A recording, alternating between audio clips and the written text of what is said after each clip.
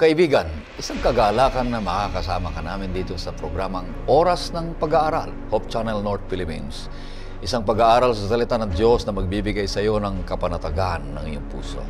Pagkakaroon ka ng masayang paglilingkod sa kanyang banal na gawain, sapagkat ito'y pagkakaroon ng tunay na pag-asa at pag-ibig at naghihintay sa malapit na parating ng ating Panginoong Jesus. Ito po ang iyong lingkod, Pastor Ray Urbi, bilang facilitator sa ating pag-aaral sa oras na ito.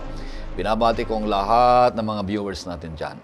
Mula pa sa Bohol, sa Pangasinan, sa Cagayan, sa may Palawan, sa may Talavera, Isabela, ganoon din sa Iloilo, sa Lanao, sa Bacolod, sa Rizal, dito rin sa Metro Manila, sa Batangas, Lucena, sa Quezon, ganoon din sa Mindoro, sa Cavite, sa Zambales, Pampanga, Caloocan, sa may Italy, sa Saudi Arabia, Canada, California, at sa buong Luzon, Visayas at Mindanao na hindi ko pa nababanggit.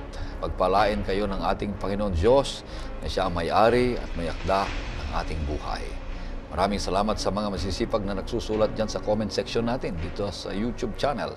At ganoon din sa mga nakikinig sa AWR, pagpapalain kayo ng Panginoon Diyos. At ganoon din sa mga nagbabahagi at nagsusulat dyan sa comment section at sa programang ito. Alam nyo kung bakit namin ginagawa ito? Na kailangan kayong sumulat, mag-comment at sasabihin ang inyong lugar para malalaman namin kung saan ito nakakarating ang programang ito, kung sino, at patuloy namin pinapanalangin ang bawat isa sa inyo na palalakasin kayo ng ating Panginoong Diyos. Sa ang ating mga kasama dito sa studio ay patuloy ating mga budihing, mga gwapong tagapagturo ng salita ng Panginoon Diyos. At una dito ay si Pastor Joe Orbe. Siya po ang ating data privacy dito sa officer dito sa North Philippine Union Conference. Kumusta kayo, Pastor Joe? Kagalakan ko, Pastor, ang maging kabahagi itong ating mapalad na oras ng pag-aaral. Ang pangalawa naman dito ay si Pastor Ray Salo. Siya po ang Behavioral Formation Officer ng Manila Adventist College at Executive Director dito sa Asia Association of Council Pastoral Education. Ganon din. Siya yung host ng Batas at Biblia. Ito'y mailalabas sa susunod na taon, na 2025. Panuorin natin ito, yung Batas at Biblia. Kumusta kayo, Pastor Salo? Mabuti naman po, Pastor Ray, at isang pamusta mula po sa Manila Adventist College. Sa ating pagpapatuloy, kaibigan, nais kitang aniyahan sa isang panalangin. O Panginoon Diyos, maraming salamat sa napakabuti nyo sa bawat isa sa amin. Binigay nyo ang panahong ito upang pag-aralan namin ang inyong mga salita sapagkat ito'y nagbibigay sa amin ng kapanatagan at pag-asa ng kaligtasan. At mayroon kaming patuloy na pagmamahal sa inyo. Papurihin ang iyong banal na pangalan.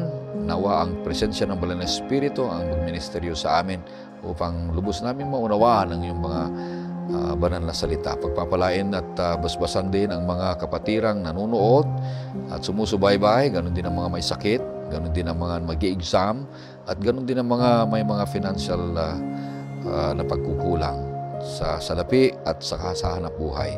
Pagpalain niyo sila, patawarin niyo kami, Panginoon Diyos, sa aming kasalanan. Ito hiling namin sa matamis na pangalan ng aming Panginoong Jesus. Amen. Amen. At ang ating pinagpapatuloy na papag-aralan at pinapag-aralan ngayong trimestre, magmula pa noong Oktubre hanggang Disyembre, ay ang temang sa Ebanghelyo ni Juan. At dito natin patuloy na naunawaan kung sino ang ating Panginoong Jesus.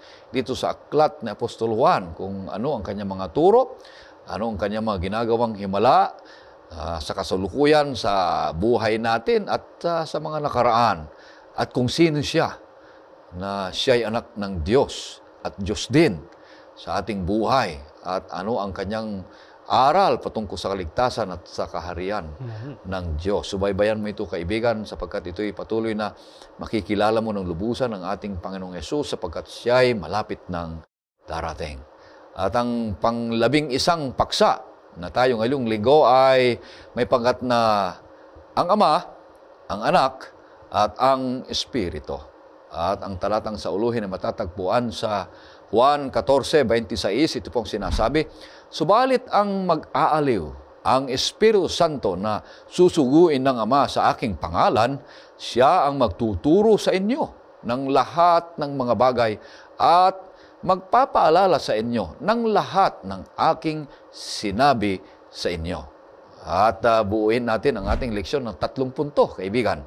At tatalakayan natin ito ng 3 punto na letter S pa rin. Ang unang S dito ay the source of life, ang Ama. At ang pangalawa ay the Savior of life, ang Anak. At ang pangatlo ay Spirit of life, yun ang banal na espiritu. At unang tatalakay dito ay si Pastor Joe Orbe. Bigyan natin sa kanya ang ibig sabihin, kung ano ang ibig sabihin ng the source of life, ang ating Ama, ayon dito sa ating pag-aaralan ngayong linggo. Pastor Joe. Ang maganda sigurong pasimula ng ating leksyon ay mailagay natin yung framework na itinuturo ni Juan dito, yung 3 persona ng pagka-Diyos, no?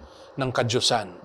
At maliwanag sa kanyang talambuhay ni Kristo, pinakita niya yung malapit na ugnayan ng 3 personang ito, sa Ama, sa Anak, at gayon din sa Espiritu Santo. At walang sino man sa kanila ang nawawala sa eksena ng pagliligtas, no? Marahil may emphasis sa bawat persona ng pagka-Diyos sa mahalagang bahagi ng pagliligtas sa atin. Pero lahat po sila ay may mahalagang tungkulin na ginagampanan. At nais kong pasimulan ito sa tungkulin ng Ama. Alam nyo, yung Ama, ang madalas nating nababanggit sa ating mga dalangin, sinasabi natin na Father in Heaven, no? Diyos Ama, no? Mahalaga ito sapagkat malaking katungkulan ng Ama na pangunahan ang paglalang ng sanlibutan. Bagamat naroroon ang banal na Espiritu, naroroon ang ating Panginoong Hesus, no? Bago pa man siya nagkatawang tao, ay ipinahayag na maliwanag ng banal na kasulatan. Ang overarching, no? Ang pangkahalatang bahagi ng Diyos Ama sa paglalang ng ating sanlibutan. So, para magabayan ang maikli nating pagbalangkas nito, para sa akin kasi yung Diyos Ama na itinuturo nitong John ay meron lang 3 na mahalagang tungkulin eh. He is the source, siya ang pinagmulan, no? Siya rin ang sustainer, no? Ano yan sa Tagalog yung sustainer? Siya ang nagpapatuloy, no? Siya ang sumasapat, no? At siya rin ang sender, siya ang nagsugo. Yun. So itong 3 ito ang tinalakay ng ating leksyon na tungkulin ng Ama sa buong panukala ng pagliligtas sa tao, no? So kung titingnan natin yung una, walang nalalang sa mundong ito kung hindi binigkas ng ating Diyos, no? Sa pamamagitan ng Ama, ang lahat ay nalalang, maliit, malalaki, no?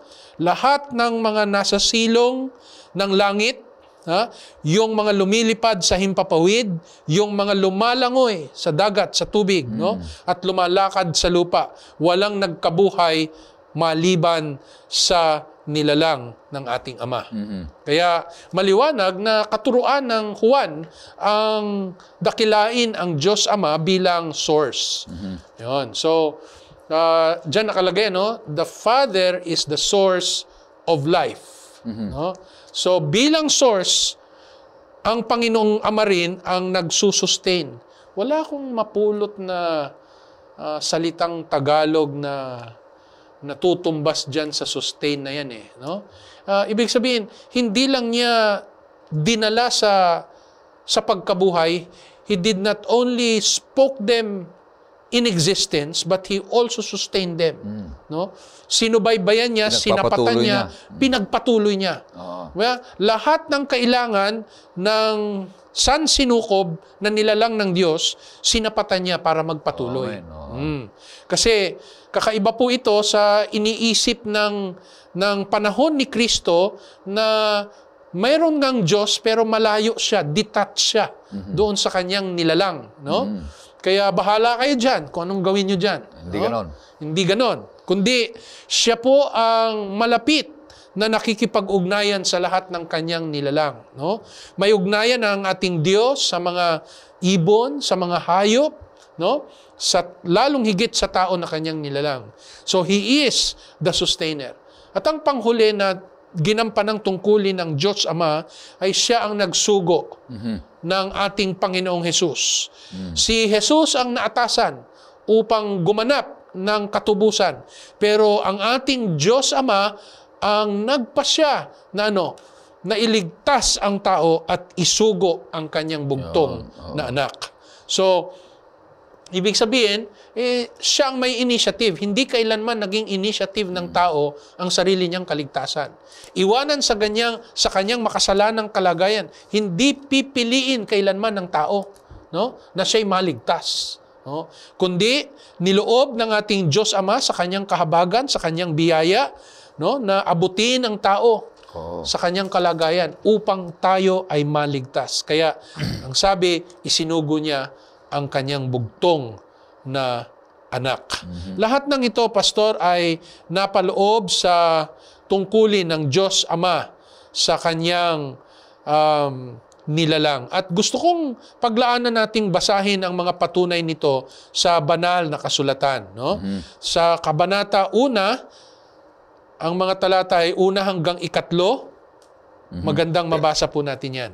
Sa simula ay ang salita, at ang salita ay kasama ng Diyos, at ang salita ay Diyos. Sa simula ay kasama na siya ng Diyos.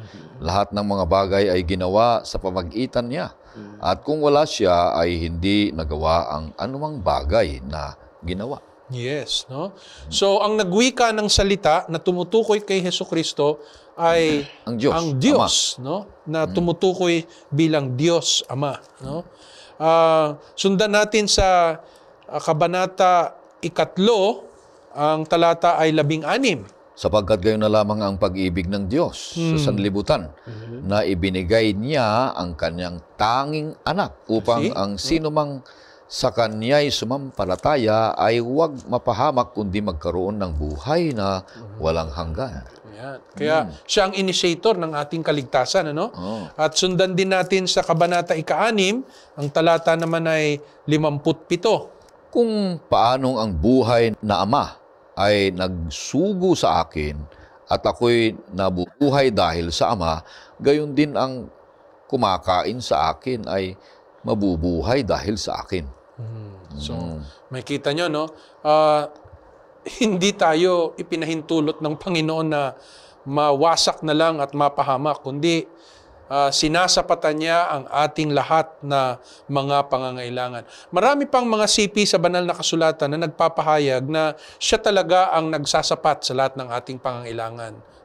Sa Mateo, ang kabanata ay 6. Diyan nyo makikita sa mahabang salaysay ni Mateo na maging ang mga ibon sa himpapawid, siya ang nagsasapat. Walang bagay na merong buhay sa sanlibutan na hindi sinasapatan ng ating Panginoong Diyos. Subalit, meron ding tinutukoy sa ating leksyon na ang Diyos Ama idinidiin bilang hukom or judge. At mahalaga po na mabigyan din ito ng daan upang maunawaan natin na ang kanyang pagiging hukom ay dahil sa kanyang pagiging manlalalang. The only reason na God judges ay huhukuman ng Panginoon ang sanlibutan sapagkat siya ang manlalalang. Kaya mahalaga pong maunawaan natin ito na hindi po pwedeng ibaliwala yung katungkulan ng Diyos Ama dahil merong Hesukristo at banal na Espiritu. Kaya yung may mga katuruan na ang emphasis lang ay sa kay Hesukristo, magiging kulang po ang ating pangunawa sa maluwalhati na pagganap ng pagka-Diyos sa ating kaligtasan. Maraming salamat, Pastor John. Napakaliwanag na ipinapakita sa atin at naipaliwanag niya na ang source of life dito sa banal na kasulatan ay ang Ama. Siya ang nagsugo. Yan ang magandang sinabi niya dito, na naisugo si Jesus. Kung may sinugo, may nagsugo. Ang sinasabi. Ang maganda dito sinasabi niya ay sa John 3:16, sapagkat kung gayon na lamang ang pag-ibig ng Diyos. Sino itong Diyos na ito? Sa sanlibutan na ibinigay niya ang kanyang tanging anak. Yung Ama, hindi niya ibigay yung kanyang sarili kung siya rin ang anak. Dapat mayroon siyang anak na tinatawag. So, ibig sabihin, ang pagka-Diyos, Pastor Salo, ay binubuan ng 3 persona. Diyos, lahat, Diyos yan ito. Ama, Anak, at Espiritu Santo yung sinasabi. So yung Ama, ang role niya, sugo. Yung anak, yung papaliwanag mo mamaya. Sinugo. Yan ang banal na Espiritu. So maraming salamat. Maliwanag ito, kaibigan. Wala tayong pagdududahan. Tiyak ito na sinasabi ng banal na kasulatan. Ano, Pastor Salo? May... kaya nga sinabi rito, mahalagang makita rin na itong sinugo at nagsugo, iisa ang kanilang layunin. Hindi yung magkaiba. Hindi magkaiba. So, iisa lang. So, yung ama na nagsugo, na siya ang source ng buhay, ipinapahiwatig ng kanyang anak kung ano yung kulay. Di ba? May salitang may makulay ang buhay. Siya yung nagbibigay, nagsusustain, nagbibigay ng kulay nung klase ng buhay. Mamaya sa ikalawang punto, tatalakayin natin yan. Yung papaano ba ipinapahayag nung sinugo ang pag-sustain noong nagsugo. Na yung nagsugo, siya yung sinutukoy na sa unang punto na ama. Na source of life. Source of life. Alam mo, Pastor, mahalaga rin ang kaisipan na ito sa panahon natin ngayon. Lalo na't iniisip ng sanlibutan na meron pang ibang paraan na nagdala ng buhay sa sanlibutan ito. Nandyan yung iniisip nila na iba ang Diyos. Iba ang pinagmula ng buhay. Ang total thought ay randomness, no? Hindi maintindihan, no? Parang nagmula sa chaos. At yun din naman ang pinasimula ng Genesis 1:1, di ba? Pero doon mo nakita yung Diyos na naglagay at nagsaayos ng lahat. Pero sa kaisipan ng sanlibutan, walang nagsaayos. Hanggang ngayon, kagulo tayo. At kung meron mang order yan, is because of evolution. Yun. So, mahalaga ang katuruan ng Diyos Ama. Sapagkat ito ang nagliliwanag sa atin na ang Diyos natin ay makapangyarihang Diyos na hindi lamang tayo pinasimulan out of wishful thinking, out of randomness, kundi meron siyang purpose, may layunin siya. Maganda yung sinabi mo na yung tungkol sa evolusyon. Itong ma-pick up ng ating mga taga-subaybay na ang bawat isa sa atin ay hindi galing doon sa evolusyon na tinatawag.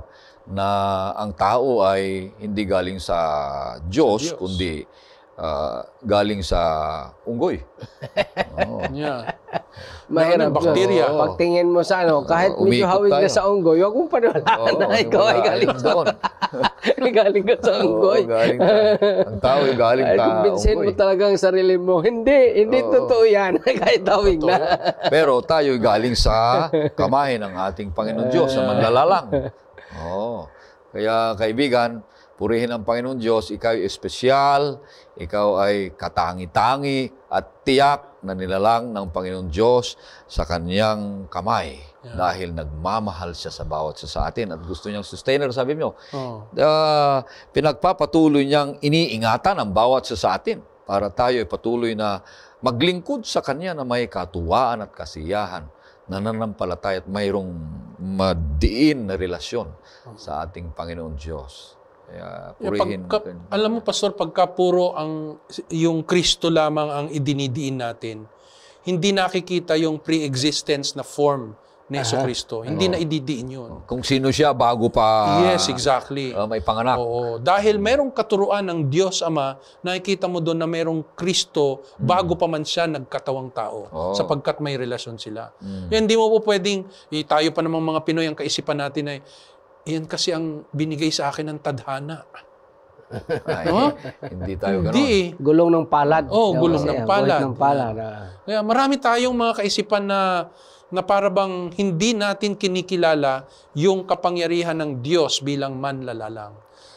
So, He is the source, sustainer, siya rin ang sender. Alam mo, sa buhay Kristiyano, kaibigan, yung sinasabing gulong ng palad, tadhana, ay pampalubag-loob lang yan. Kung ikaw ay nasa lubok ng kahirapan o anumang mga persecution sa buhay mo. Pero sapat ang salita ng Panginoon Diyos, kaibigan, na nagbibigay sa iyo ng pagpapala at pagpapalakas na tayo ay hindi matitinag kundi tayo magtatagumpay. Sapagkat ang Diyos natin ay napakapangyarihan At manlalalang nga ang ating Diyos. Ang kagandahan yan, Pastor, hindi lang siya naglalang, kundi nag-sustain. Yun. Meron kasing iba, halimbawa sa tao, nung napanganak na, iniwan naman yung Totoo yun. hindi yun responsable ang ganun. Ang ating Panginoon, hindi siya ama na nung nailabas na yung anak, ay iniwan. Oh. May mga ganyan Mm. Yung iba nga, hindi nila nakilalang kanilang ama. Oo. Pero siya ang klaseng ama na naglalang na, nag-sustain pa. At hindi Diba? ka talaga niya. Naalagaan pa niya. Oh, Yun, alam mo, Pastor, sa akin yun, very, very heartwarming yun na malaman mo na ang naglalang sa'yo, sinusustentuhan ka. No? Kasi hindi naman yan, ito ipinagpatayo na kita ng bahay. Alam nga namang ako pa yan. Pinaaral kita. Ako pang babayad ng kuryente niyan. Ako pang magbabayad ng tubig niyan. Ikaw na May trabaho na hindi ganun ang Panginoon Nilalang niya, pinagkaloob niya sa'yo, pagkatapos sinusustain pa niya. Okay.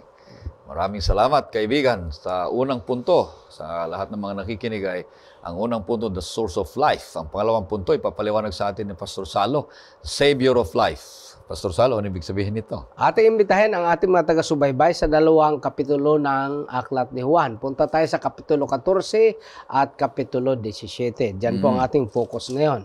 Unahin natin basahin, Pastor, ang Kapitulo 14, 7 hanggang 11. Yan po ang ibig sabihin niyan, ay ipapaliwag natin maya-maya. Kung ako'y kilala ninyo, ay makilala rin ninyo ang aking Ama. Mula ngayon, siya ay inyong nakikilala, siya ay inyong nakita. Sinabi sa kanya ni Felipe, Panginoon, pakita mo sa amin ang Ama, at kami ay masisiyahan na. Sinabi sa kanya ni Jesus, mahabang panahon nang ako'y kasama ninyo, at hindi mo ako nakikilala, Felipe? Ang nakakita sa akin ay nakakita sa Ama. Paano mong nasabi, ipakita mo sa amin ang Ama? Hindi ka ba sumasampalataya na ako'y nasa Ama? At ang Ama ay nasa akin? Ang mga salitang aking sinasabi sa inyo'y hindi ko sinasabi mula sa aking sarili, kundi ang Ama na nananatili sa akin ang gumagawa ng kanyang mga gawa.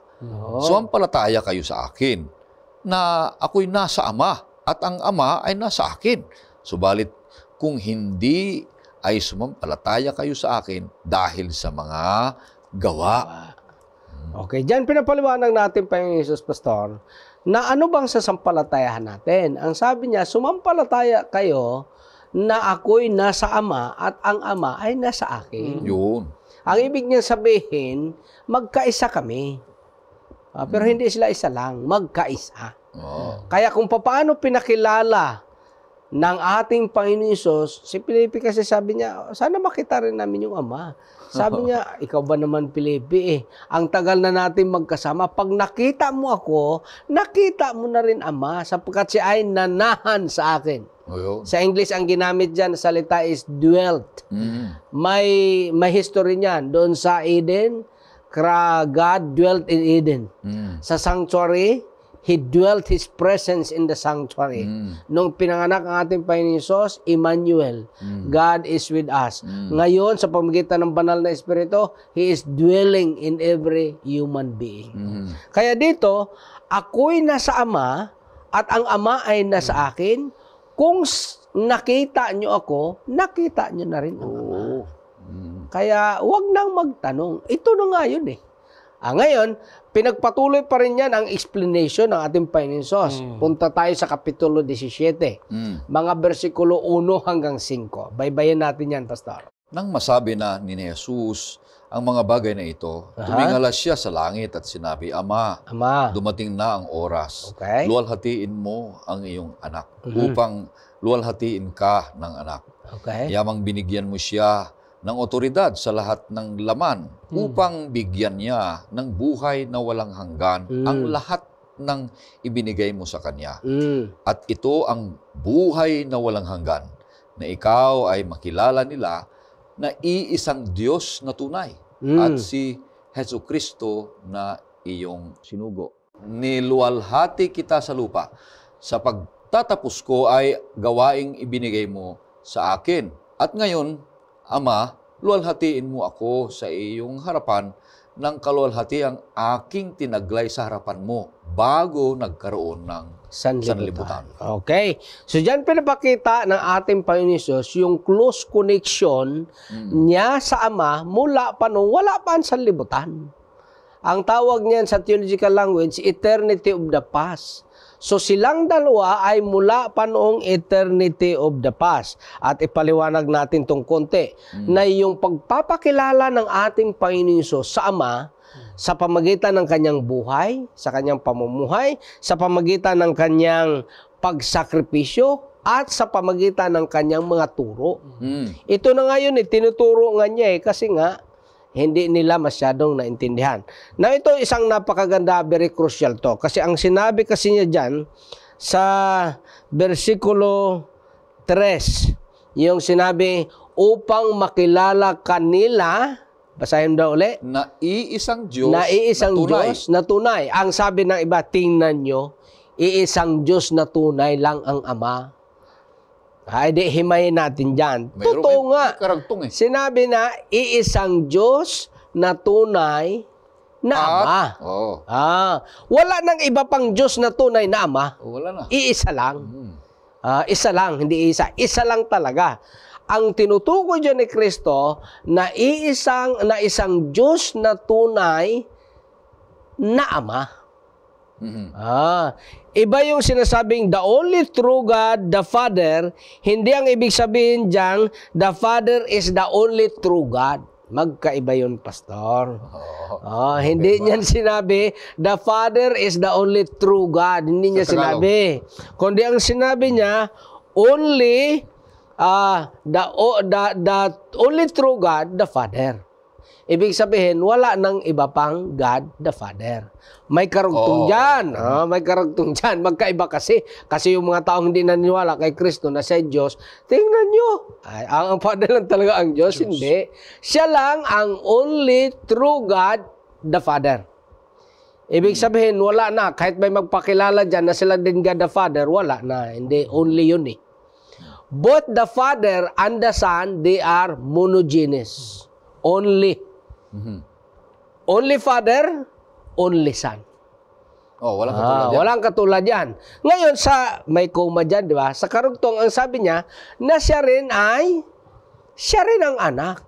Na yung anak is only din siya. Sino yun? Si Jesus Christ. Parehas yan na only. Only Father and only Son. Pero hindi dyan sinabi, the Father is the only true God. Hindi yan ganyan ang pagkabanggit eh. There is one true God, the Father, but there is also one true God, the Son. There is also one true God, the Holy Spirit. Nung pagbaptize, doon sila nagpakitang tatlo, one at the same time. Kaya, ang sabi ng ating Panginoon Hesus, i-glorify mo ako. Sa klase ng glory na meron na tayo. Basahin mo daw ulit, Kapitulo 17, talatang 5. Anong sabi?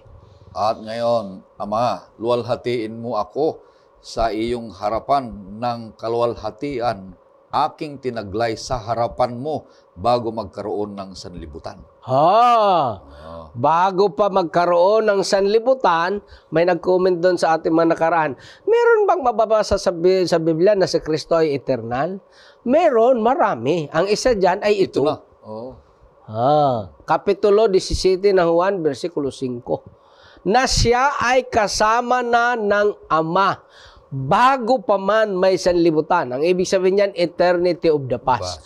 Ngayon, kung siya ay tao lamang, paano siya mag-exist sa eternity of the past? Wala pang ang tao nun eh. Kaya nga, ang ating Panginoon Hesus, may kalagayan na siyang Diyos na ito ang pinapaliwanag ni Juan. At ito naman ang pinapaliwanag ni Kristo kasi hindi nga nakuha kahit tumalagad eh. Diba? Ang sabi nila, ipakita mo nga ang Ama sa amin. Sabi niya, ako na nga yun.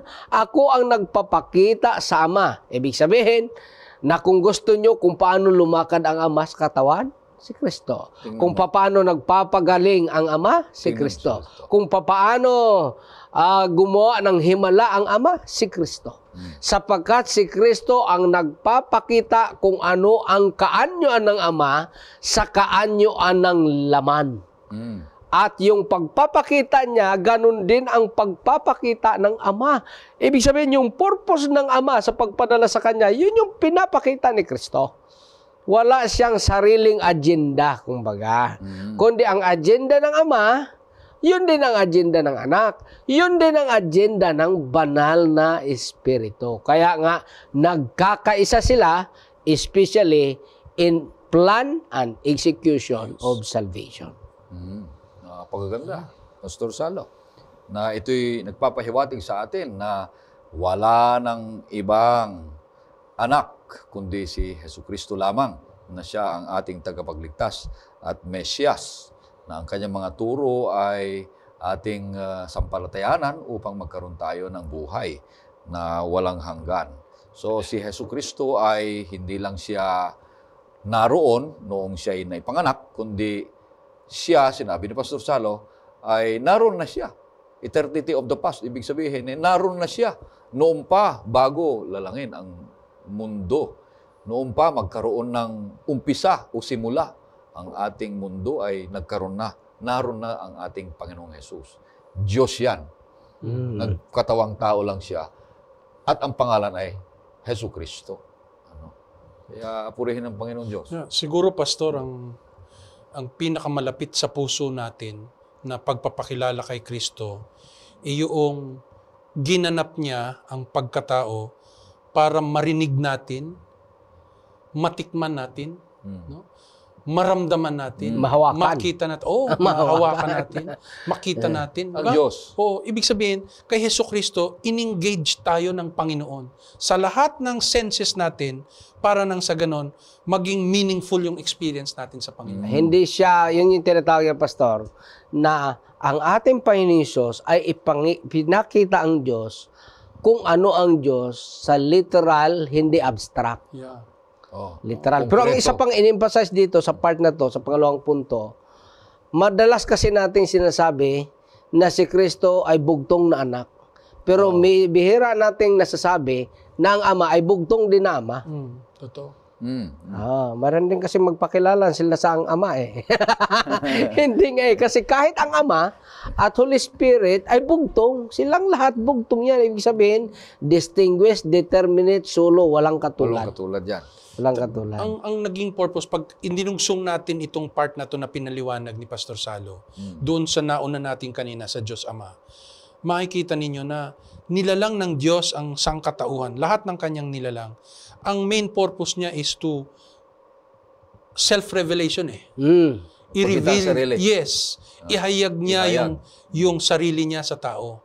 Para nang sa ganon, kasi walang hanggan ng Diyos Kaya for eternity, sabi nga, hindi mo lubos na masusukat ang Diyos.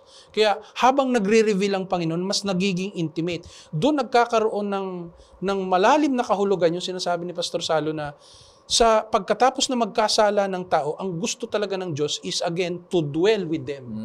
Kaya mula doon sa revelation, to dwell with them. No? Mas naging objective ang Panginoon.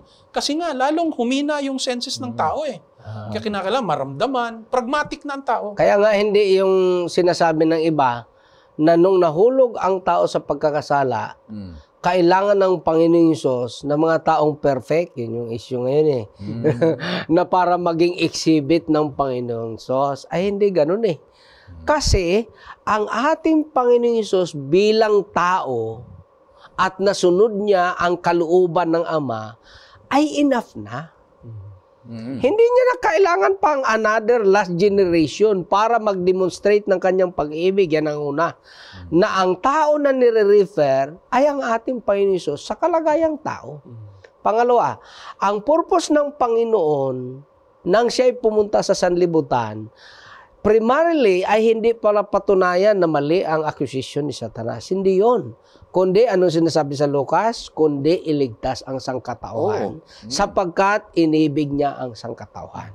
Kasi kung ang primary purpose ng ating Panginoon Jesus ay para patunayan na mali ang accusation ni Satanas, ang ibig sabihin na threaten siya doon sa accusation. Ay hindi ganun. Walang makathreaten sa Diyos, kahit si Lucifer. Oo. Hindi siya na-threaten. Kundi, pumunta siya rito, Juan 3:16, para maipakita ang kadakilaan ng kanyang pag-ibig. Ngayon, ang buhay ni Kristo, yun na yung pinaka-exhibit. Hindi na kailangan ng iba pa. Gustong-gusto ko, Pastor, talaga yung kaisipan na gano'n, na isipin mo, nag-initiate ang Panginoon na i-restore tayo sa Kanya. No? Sa kabila ng nahiwalay tayo dahil sa kasalanan, gusto talaga niya tayong isauli doon sa dating sakdal na karanasan. Ni Adan at ni Eva, bago nagkasala. Nakakapagsalitaan tayo, nakikipag-ugnayan tayo sa Diyos ng, sabi nga, ng mukhaan, ng walang anyo ng kasamaan na hahadlang sa atin. What could be a better experience than communion with God? Di ba? Kaya kung ang punta mo sa langit, yung sasabihin mo lang, gusto mo makita yung mga magagandang bagay, you miss heaven, the whole point. Di ba? Because the most meaningful experience is to commune with God. Makita ang Diyos. At yun ang ginanap ni Jesucristo. Makasama. Yan nga ang sinasabi na kailangan ang focus natin yung person, hindi yung benefits. Hindi Yung person, hindi yung benefits. Yung eternal life, yung mansion, benefits lang yun. Kasama yun sa package. Pero ang purpose talaga, yung nawala, nung nagkasala, ano ba yung nawala? Yun yung makasama siya ng mukha. Kasama. Nawalang shame.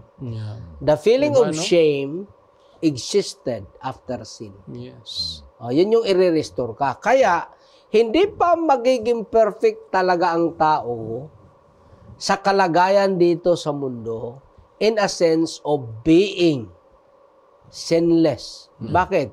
Wala pang restoration eh. Kailan ang restoration? Pag isinauli na tayo ng ating Panginoon Jesus. Purihin ang Panginoong Diyos. Napakabuti.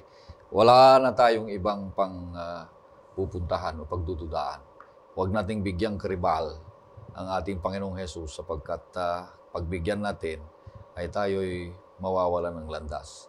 Siya ang daan, siya ang buhay. Siya lamang ang ating pagsinta. Pinakita ng Panginoong Jesus ang katotohanan tungkol sa kadyusan, kung sino ang Diyos Ama na nagmamahal sa bawat isa sa atin. Tayo pupunta na sa pangatlong punto.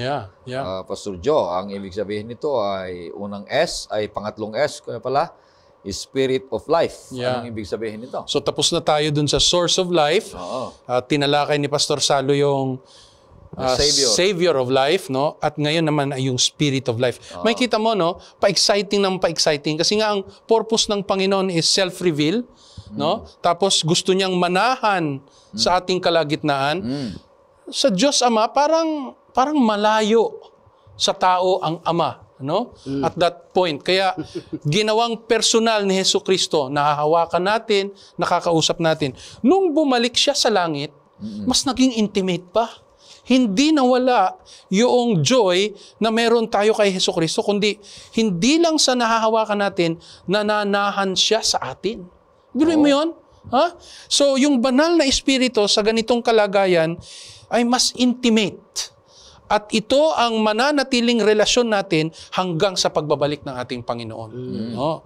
Kaya doon po sa nakakaisip na hindi mahalaga ang tungkulin o ginagampanan ng banal na espiritu sa pagliligtas ng tao, you are missing the last portion of God's saving grace.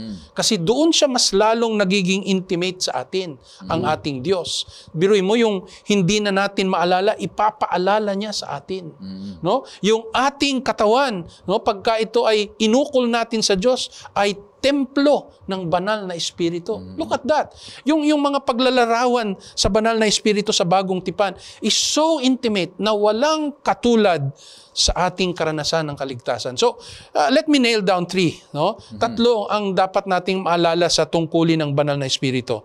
All starts with letter E. Una, He is the enabler. No? Being the enabler, hindi ito yung negative na kahulugan ng enabler na meron tayo ngayon, ano? Na yung alam mong mali, no?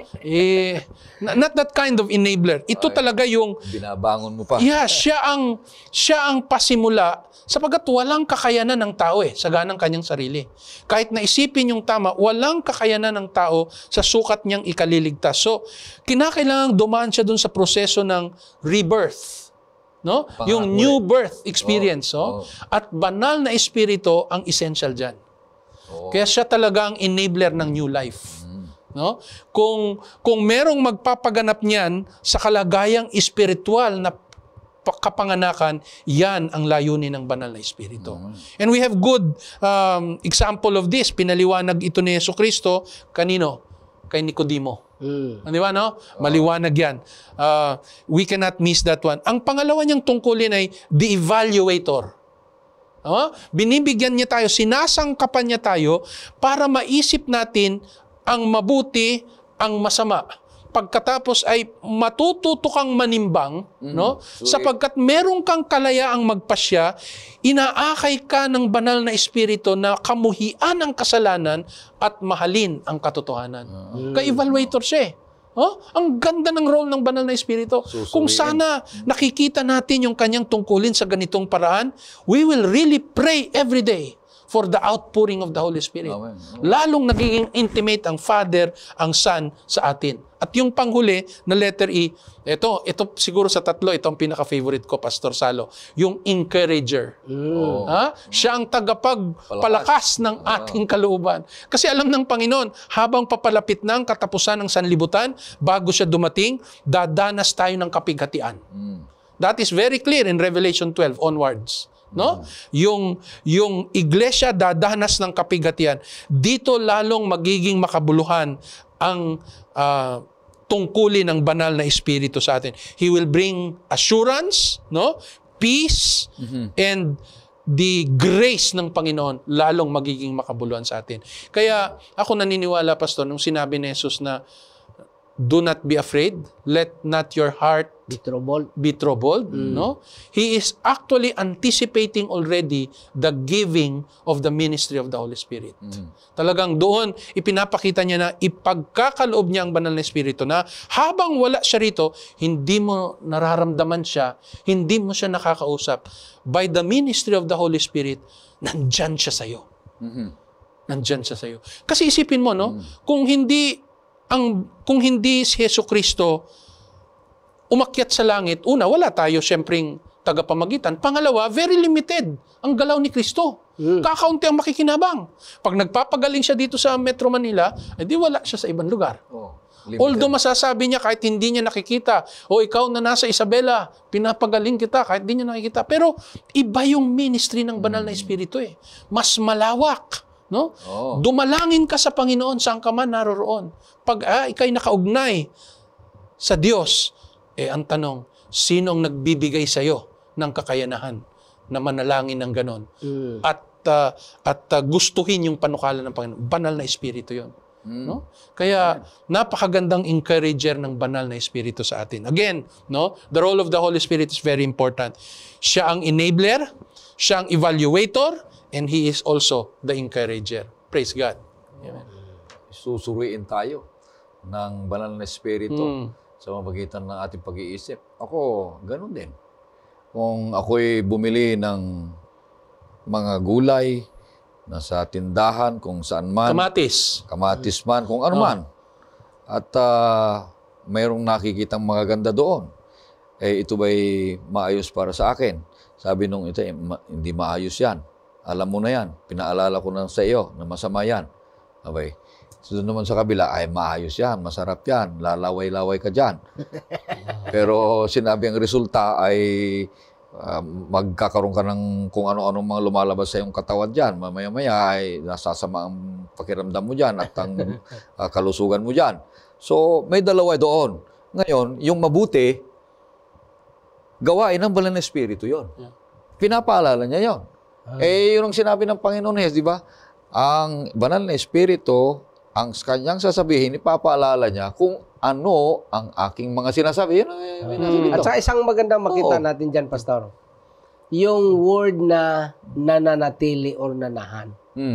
Kung paanong quality na ang Ama ay nanahan kay Kristo at si Kristo ay nanahan sa Ama, ganun din the same quality na ang Holy Spirit nanahan sa atin. Yes, true. Yun yung kanyang ini-emphasize dyan eh. Na yung Ama nanahan sa akin, ako ay nanahan sa Ama, at ang banal na Espiritu pagdating niya sa yung comforter, tagapaalala, yung quality ng work ng Father at ng Son, that is the same degree and the same quality ng ginagawa ng banal na Espiritu sa bawat isa sa atin. With one exception. Ang hindi lang magagawa ng banal na Espiritu ay pilitin ka. Yeah. Oo. Yun lang ang kanya. Siguro, Pastor Ray, yung pinakamagandang karanasan niyan, maliban kay Kristo, yung Pentecost mismo. No? Sa Acts chapter 2. Naku po, kita mo naman ang resulta. Dahil nanahan ng banal na Espiritu sa mga alagad, at ang mga alagad na natili, no, kay Jesus at sa banal na Espiritu, kita mo ang resulta. Talagang nakita ng buong sanlibutan ang kahayagan ng kalwalatian ng Panginoon. So, Never. Napakaganda kung ang isang tao ay talagang yakapin niya ang pananahan ng Banal na Espiritu sa kanya at lubusang magpagamit siya, ay talagang lubusang gagawin ng paraan para magbibisa. Pero kung konti lang, hindi mabisa siya. Parang ganito, Banal Espiritu nga, halimbawa lang, kalahati lang. Kalahati lang ang power niya. Pero kung punuin yan at buong buhay ay mapagamit ka sa buong buhay mo, isip mo lahat yan, ay talagang magkakaroon ng kagaya nung gawa. At isa rin kailangan makita natin dyan, Pastor, yung continuous theme of the Great Controversy. Kasi doon sa gawa, Kapitulo 2, kahit ang milagro, biruin mo, nagsalita sila, pero yung maririnig ng tao, yung lingwahe nila. Kapangyarihan ng banal na Espiritu. Pero ang sabi ng isa, hindi, tumira lang yan ng red horse, mga lasing yan.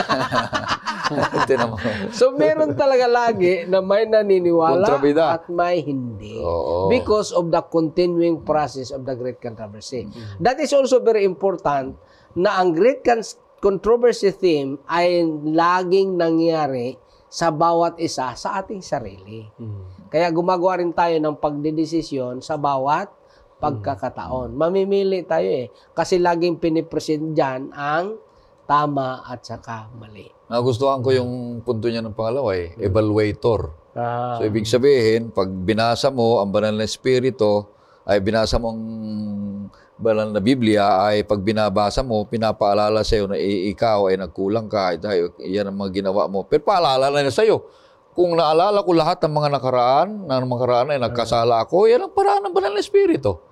Kung ang mga bagay na ginawa kong makasalanan ay sinusuri niya nga yung aking buhay, ang aking isipan, anong ginawa ko ngayong araw na ito, yun ang gawain ng Banal na Espiritu. Pag sinabing pinapaalala, nangyari na yan. Kaya pinapaalala. So ano ba yung pinapaalala niya? Yung buhay ni Kristo. Yun na yung pinapaalala niya. Mga katuruan niya para maging tapat tayo. Marami pang pinsan na iyan diyan sa bagay na yan Siya rin ang equiper. Siya rin ang enhancer. No? Nagbigay ng yung dating gift. na-memorize mo, hindi mo na maalala. Pero kailangan yun para sa mga makakapakinig. I-enhance niya yung memory mo. Papaalala niya yan. Tapos yung wala ka, halimbawa, tinawagan ka sa gawain, bakit ako? Tanong mo. Pero i-equip ka ng Panginoon para magawa yung kanyang gawain. Kaya matindi ang Holy Spirit. Basta lang, open ka. Kaya nga, ang sabi ko dyan, sa naintindihan ko sa banal na kasulatan, yung participation lang talaga ng tao, consent. Under the principle of obligation and contract, walang mangyaring kontrata kung hindi mo bigyan ng consent. Tatanggapin mo talaga kahit yung donation, pag hindi mo tinanggap, walang nangyari. So, ang Holy Spirit, pag hindi ka nag-consent sa Kanya, convict siya ng convict, pero hindi mo naman siya pinapayagan, Wala rin siya. Ibig sabihin, paalala siya ng paalala. Hindi mo naman Ayaw mo ginagawa. Ayaw mo naman. I Paniwalaan. forget all about it. Di wala rin. Naisip mo ba yung malaking kawalan sa mga tao na tinatanggal itong banal na espiritu sa tatlong persona? Yung tuniti na lang. Yeah. Malaki ang kawalan. Malaki talaga ang kawalan, Pastor. And here we appreciate everything. Kasi wala silang maalala. Abi, Walang magtuturo sa kanila. Wala nang totoo yan. taga ganun eh. Pastor, sa mga taga-subaybay, yan ang pinakamasaklap sa buhay ng tao. Kung wag nating paniwalaan ang banal na espiritu. Eh, anong sabi ni Jesus? Magkasala kayo sa ama. Magkasala kayo sa anak. Pero pag nagkasala ka sa banal na espiritu, anong mangyayari sa iyo? Blasphemy. Wala ka na. Bakit? Pinakamahalaga ito sa atin ngayon, sa ating kapanahunan. Oo, naniwala ka sa ama. Naniwala ka sa anak. Pero kung baliwalaan mo ang kapangyarihan ng banal na espiritu na susuri, enabler, equiper sa buhay mo, wala na. Hindi ka mapapatawad. Sabi ng banal na espiritu, sabi ng ating Panginoong Jesus, hindi mapapatawad. Wala nang kaligtasan. Bakit? Kasi siya na lang ang huli. Pastor, dito sa lupa. Pero tingnan mo naman, kahit na basagulero, tumador, wala na. Waldas na ang buhay. Pag dinatna ng banal na espiritu at nakakilala siya ng katotohanan, no? Kita mo naman. Yes. Paano nangyayari yung transformation? Basta magbigay siya ng consent. Oo. Di ba? Kasi papayag siya. Pagka pumayag ka, hindi, di ba? Yan ang in-explain ni Apostol Pablo sa Galacia. Dalawang nature lang eh. Sinful nature and fruit of the Spirit. Now, saan dyan participation ng tao? Participation lang talaga ng tao ay magbigay ka ng consent. Papayag ka. At yan lang yung kailanman, dalawa lang kasi ang nasa tao eh. Yung our capacity to give the consent. The capacity that na binigay ng Diyos sa atin. Hindi din yan original sa atin. Ipinagkatiwala sa atin. Magbigay ng consent. Pangalawa, yung original at inherent property ng tao, kasalanan. Hindi mo pwedeng ipasa sa iba yan. Yan lang talaga ang sa atin, kasalanan at pagbigay ng consent. So, yung tatanggapin ko kung ano ang plano ng banal na espiritu, kung ano yung sinasabi niya sa akin na tama o mali, pag tinanggap ko. Ngayon, pag tinanggap ko at naging mabuti ako, hindi ko may ipapasa yung kabutihan ko sa iba. Hindi. Ganon din ang kasalanan na ginawa. Hindi ko ipapasa. Yun ang sinasabi mo. Hindi ko ipapasa yung ginawa kong kasalanan para sa iyo. Kaya nga sa principle ng criminal law, ang tawag dyan is crime is personal. Hindi mo siya pwedeng ipasa sa iba. Okay, maraming salamat. Purihin natin ang Panginoong Diyos. Ang tatlong puntong ito ay tatlong S, Source of Life, ang Ama, the Savior of Life, ang Anak, at the Spirit of Life, the Holy Spirit. Maraming salamat, Pastor Salo, Pastor Joe, na patuloy tayong nag-aaral, ganun din ang mga subusubaybay sa programang ito. Now, sa ating pagtatapos ay makakarinig tayo ng isang awitin. Pagkatapos nito ay hingin natin si Pastor Joe na magbigay ng isang panalangin.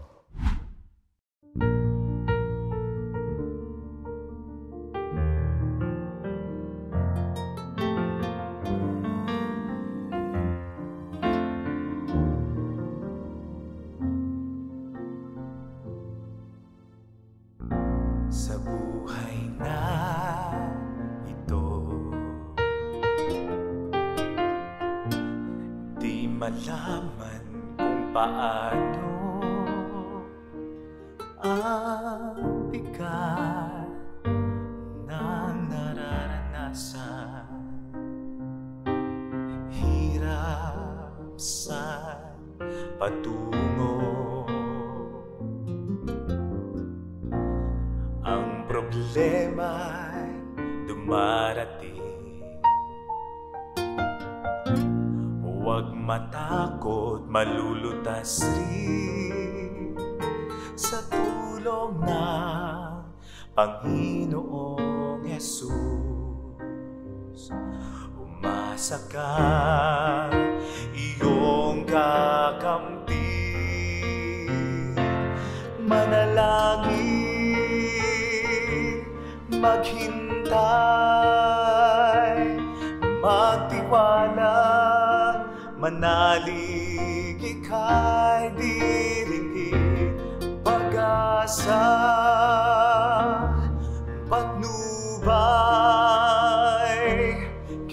Jesus, siyang gabay. Huwag mong isipin, ikaw ay nag-iisa. Alalahanin, lagi kang may kasama. Magtiwala ka, magtiwala ka, manalangin, maghintay, magtiwala, manalig, ika'y diringgin, pag-asa, patnubay, kay Jesus, siyang gabay, manalangin, maghintay, magtiwala, manalig, ika'y diringgin, pag-asa, patnubay, kay Jesus, siyang gabay, kay Jesus, kay Jesus, kay Jesus, siyang gabay.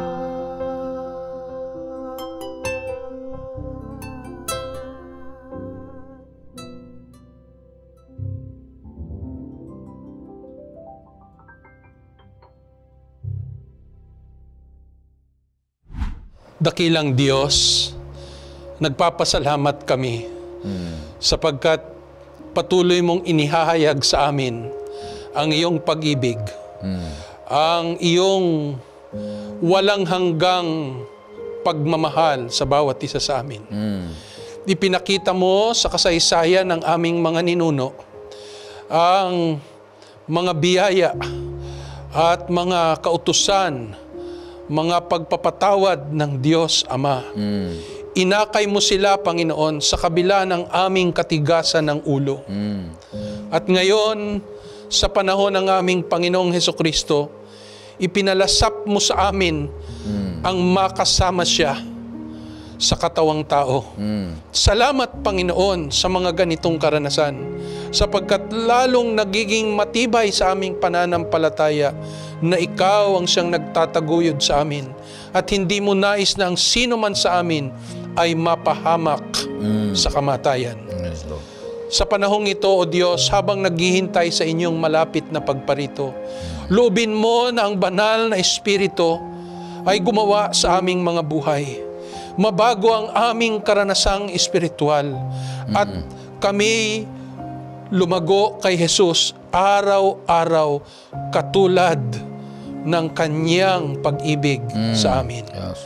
Banal na Espiritu, hinihiling namin na turuan mo rin kami sa mga bagay na espiritual upang makapanatili kaming matatag sa mga darating na mga pagsubok, panliligaw ng kaaway, at kami mailayo sa iyo. Yes, Lord. Nais naming tumahan sa langit na bayan upang nang sa ganon, magpakailanman, hindi na kami mawalay sa pag-ibig ng Diyos Ama.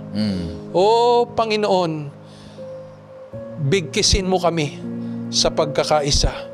At ito ang maghayag na ikaw ang aming sinasampang Diyos at kami ay iyong bayan sa pangalan ng aming Panginoong Hesus. Amen. Purihin ang Diyos. Maraming salamat sa patuloy na pagsusubaybay sa aming programang Oras na Pag-aaral. Ang Diyos ay patuloy na nagmamahal sa iyo, kaibigan. Maraming salamat.